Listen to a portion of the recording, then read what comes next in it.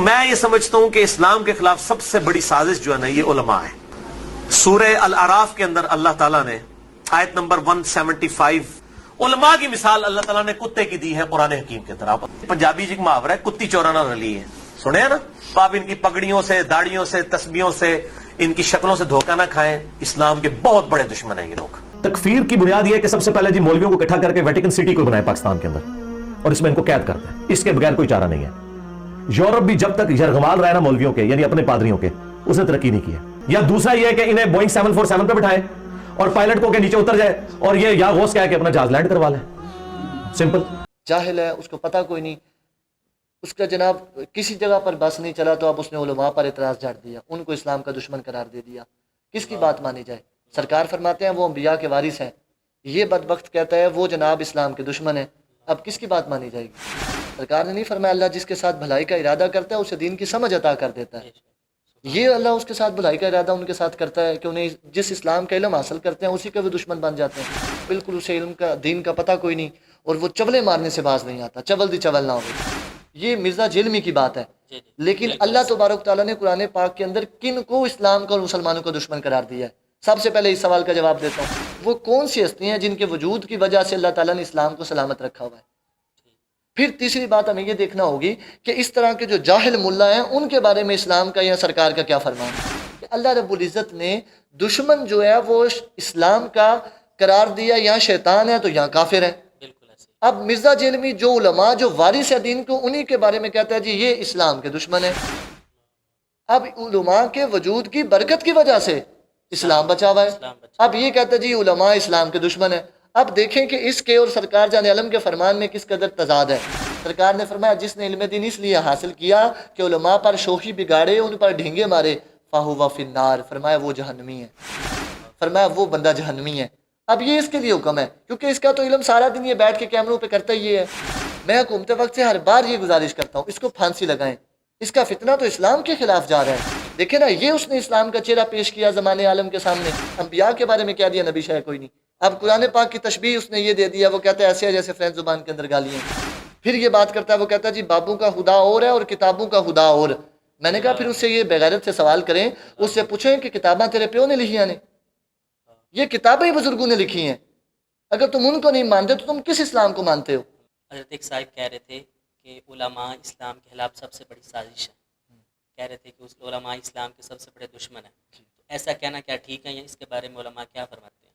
دیکھیں جی سوال یہ سازش کس نے کی ہے؟ اللہ تبارک تعالیٰ نے قرآن پاک کے اندر فرمایا نا فَاسْأَلُوا أَهْلَ الذِّكْرِ إِن كُنتُمْ لَا تَعْلَمُونَ، فرمایا کہ اہل ذکر سے پوچھ لیں۔ اہل ذکر اس سے مراد ابن زید فرماتے ہیں کہ وہ اہل قرآن ہیں اور وہ علماء ہیں۔ اب اللہ نے فرمایا نا علماء سے پوچھ لو، تو علماء کے پیچھے اللہ نے لگایا، تو اسلام کے خلاف سازش کیا یہ اللہ نے کی ہے؟ کیسی وہ چولے مارتا ہے، جاہل ہے، اس کو پتہ کوئی نہیں، اس کا جناب کسی جگہ پر بس نہیں چلا تو اب اس نے علماء پر اعتراض جھاڑ دیا، ان کو اسلام کا دشمن قرار دے دیا۔ کس کی بات مانی جائے؟ سرکار فرماتے ہیں وہ انبیاء کے وارث ہیں، یہ بدبخت کہتا ہے وہ جناب اسلام کے دشمن ہیں، اب کس کی بات مانی جائے گی؟ کیا اللہ تعالیٰ کے حبیب نے نہیں فرمایا میں یرید اللہ بہ خیرا یفقہہ فی الدین؟ سرکار نے نہیں فرمایا اللہ جس کے ساتھ بھلائی کا ارادہ کرتا ہے اسے دین کی سمجھ عطا کر دیتا ہے؟ یہ اللہ اس کے ساتھ بھلائی کا ارادہ ان کے ساتھ کرتا ہے کہ انہیں جس اسلام کا علم حاصل کرتے ہیں اسی کے وہ دشمن بن جاتے ہیں، یہ بھلائی کا ارادہ ہوتا ہے۔ تو کیسی وہ بکواسات ہے، بالکل اسے علم کا، دین کا پتہ کوئی نہیں، اور وہ چولے مارنے سے باز نہیں آتا، چول دی چول نہ ہوئے۔ تو میں تو یہی اس کے بارے میں کہتا ہوں۔ اب دیکھیں نا، اللہ تبارک تعالیٰ نے جس اسلام کو پسند فرمایا وَرَضِيتُ لَكُمُ الْإِسْلَامَ دِينًا، پھر دوسری جگہ پر فرمایا إِنَّ الدِّينَ عِندَ اللَّهِ الْإِسْلَامُ، اللہ کے نزدیک جو دین ہے وہ اسلام ہے، یعنی کہ اللہ نے اسلام کو پسند کیا نا، تو جو اس کی پسند کا دشمن ہو جائے وہ مسلمان ہے۔ پھر سارے علماء کو اس کا دشمن بنا دینا جو اللہ کی پسند ہے، تو یہ ایک کوئی آپ سمجھ سکتے ہیں کہ جو علماء جن کو سرکار اپنا وارث بنا رہے ہیں، کوئی سمجھ اور صحیح العقل بندہ اس طرح کی بات کر سکتا ہے؟ کوئی پاگل اور بے وقوفی یہ اعتراض بنائے گا؟ پھر دیکھیں نا، اللہ رب العزت کے حبیب نے فرمایا کہ جو بندہ علم دین کے لیے چلتا ہے اللہ اس کو جنت کے راستے پہ چلاتا ہے۔ تو جو اللہ کا دشمن ہے کیا وہ جنت کے راستے پہ چل سکتا ہے؟ جو اللہ کی پسند کا دشمن ہے وہ جنت کے راستے پہ چل سکتا ہے؟ تو پھر پورے علماء کو اس نے کس لائن میں کھڑا کر دیا ہے؟ پھر اس میں اس نے تخصیص بھی نہیں کی کہ وہ علماء سو کی بات کر رہا ہے۔ تو یہ بات ہے کہ اس بندے کا بالکل میں سمجھتا ہوں انتہائی بے وقوف اور جاہل ہے، اس اسلام کی بنیادی باتوں کا بھی اس کو علم کوئی نہیں ہے۔ اب یہاں پر میں آپ کے سامنے تین ہی طریقے سے اس کے سوالوں کا جواب دوں گا۔ سب سے پہلی بات یہ دیکھیں کہ جو اس نے یہ بات کی ہے وہ اسلام کے دشمن ہے. یہ مرزا جیلمی کی بات ہے. جی جی لیکن اللہ تبارک تعالیٰ نے قرآن پاک کے اندر کن کو اسلام کا اور مسلمانوں کا دشمن قرار دیا ہے؟ سب سے پہلے اس سوال کا جواب دیتا ہوں، پھر میں آپ کو بتاتا ہوں کہ پھر جو وہ کون سی ہستیاں ہیں جن کے وجود کی وجہ سے اللہ تعالیٰ نے اسلام کو سلامت رکھا ہوا ہے. پھر تیسری بات ہمیں یہ دیکھنا ہوگی کہ اس طرح کے جو جاہل ملا ہیں ان کے بارے میں اسلام کا یا سرکار کا کیا فرمان ہے. تو سب سے پہلے آپ یہ دیکھیں کہ اسلام کے دشمن کون ہے، اللہ تعالیٰ نے کن کو اسلام کا دشمن فرمایا ہے.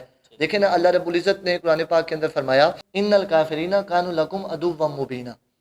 اللہ تعالیٰ نے قرآن پاک کے اندر فرمایا نا اس آیت مبارکہ میں کہ کافر تمہارے کھلے دشمن ہیں.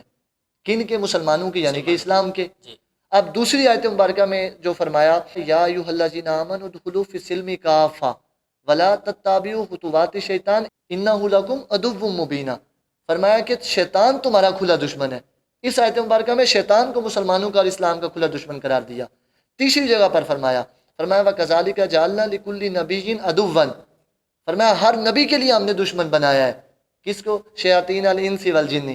اب اس بات پر یہ تینوں آیتیں مبارکہ اس بات پر دلالت کرتی ہیں کہ اللہ رب العزت نے دشمن جو ہے وہ اسلام کا قرار دیا. یہاں شیطان ہے تو یہاں کافر ہے. اب مرزا جیلمی جو علماء جو وارث ہے دین کو، انہی کے بارے میں کہتا ہے جی یہ اسلام کے دشمن ہے، بلکہ اسلام کے خلاف سازش ہے. تو یہ بالکل قرآن پاک کی آیات کے سری منافی بات ہے، بالکل اس کے خلاف ہے. اب دوسرے سوال کی طرف آتے ہیں. اب یہ دیکھنا ہوگا کہ اگر علماء اسلام کے دشمن نہیں ہیں تو کن کے وجود کی برکت کی وجہ سے اسلام بچا ہوا ہے؟ اللہ رب العزت کے حبیب نے نہیں فرمایا ان اللہ لا یقبض العلم انتزاعا ینتزعه من العباد. فرمایا سرکار جان عالم نے فرمایا کہ اللہ رب العزت جو ہے وہ قرب قیامت علم کو اٹھا لے گا اسلام کے. ایسا نہیں ہوگا کہ لوگوں کے سینوں میں سے علم کو اٹھا لے، بلکہ کیا کرے گا؟ فرمایا کہ وَلَكِنْ يَقْبِضُ الْعِلْمَ بِقَبْضِ الْعُلَمَاءِ. فرمایا کہ اللہ رب العزت علم کو اس طرح اٹھائے گا کہ علماء فوت ہو جائیں گے. حتیٰ اذا لم یبقی عالما. فرمایا کوئی بھی عالم دین روئے زمین پر نہیں بچے گا. اس وقت جناب پھر کیا ہوگا؟ فرمایا لوگ جاہلوں کو اپنا امام بنا لیں گے، ان کو سردار بنائیں گے، وہ خود بھی گمراہ ہوں گے، لوگوں کو بھی گمراہ کر دیں گے. اس طرح پھر جناب اسلام ختم ہو جائے گا. اب علماء کے وجود کی برکت کی وجہ سے اسلام بچا ہوا ہے. اب یہ کہتا ہے جی علماء اسلام کے دشمن ہیں. اب دیکھیں کہ اس کے اور سرکار جان عالم کے فرمان میں کس قدر تضاد ہے. یہ بدبخت انسان علماء کو بجائے کہ سرکار نے جو فرمایا وارث ہے، یہ کہتا ہے دشمن ہے. سرکار فرماتے ہیں علماء کے وجود کی برکت سے اسلام بچا ہوا ہے. یعنی کہ علم اٹھانے کی وجہ، یہ علم جو بچا ہے اسلام کا وہ علماء کی وجہ سے ہے.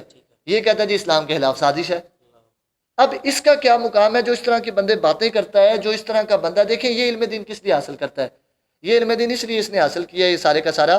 وہ سرکار جان عالم نے فرمایا نا من طلب العلم، جس نے اس لیے علم دین کو حاصل کیا لیجماریہ بہ السفہاء لیجباہی بہ العلماء. فرمایا کہ جس نے علم دین کو اس لیے حاصل کیا کہ وہ اس سے جاہل لوگوں کے ساتھ مقابلہ کرے، جھگڑا کرے، انہیں نیچے دکھائے. اور جس نے علم دین فرمایا اس لیے حاصل کیا کہ علماء پر ڈھینگے مارنے کے لیے، ان پر اعتراضات جھڑنے کے لیے. جس نے علم دین اس لیے حاصل کیا، سرکار نے فرمایا جس نے علم دین اس لیے حاصل کیا کہ علماء پر شوخی بگاڑے، ان پر ڈھینگے مارے، فَهُوَ فِي النَّارِ. فرمایا وہ جہنمی ہے. اب یہ جو نام نہاد مولوی بنا ہوا ہے مرزا جیلمی، جو اس نے طریقہ کار اپنایا ہوا ہے، علماء پر اعتراضات کرتا ہے، ان کے مذاق اڑاتا ہے، پھر بزرگان دین پر اعتراض کرتا ہے. بالکل ان کی بات جب قرآن و حدیث کی بالکل منافی ہوگی نا، بالکل یہ منافی ہے. اور سرکار دیکھیں اس کا حکم بھی بیان فرما رہے ہیں. سرکار نے فرمایا جو بندہ اس لیے علم دین حاصل کرتا ہے دوسروں پر ڈھینگے مارنے کے لیے، فرمایا وہ بندہ جہنمی ہے. اب یہ اس کے لیے حکم ہے کیونکہ اس کا تو علم سارا دن یہ بیٹھ کے کیمروں پہ کرتا ہی ہے. اور اس کا کیا مقصد ہے؟ بلکہ بزرگان دین کے بارے میں بکواس کرتا رہتا ہے. بابے تو شاہی کوئی نہیں، انبیاء کے بارے میں کیا دیا، نبی شاہی کوئی نہیں. اب قرآن پاک کی تشبیہ اس نے یہ دے دیا، وہ کہتا ہے ایسے ہے جیسے فرینچ زبان کے اندر گالی ہیں، جس کے ایک ایک حرف پر نیکیاں ہیں. بالکل جس کے ایک ایک حرف پر نیکیاں ہیں. تو وہ اس کے بارے میں دیکھیں اس کا عقیدہ کیسا ہے.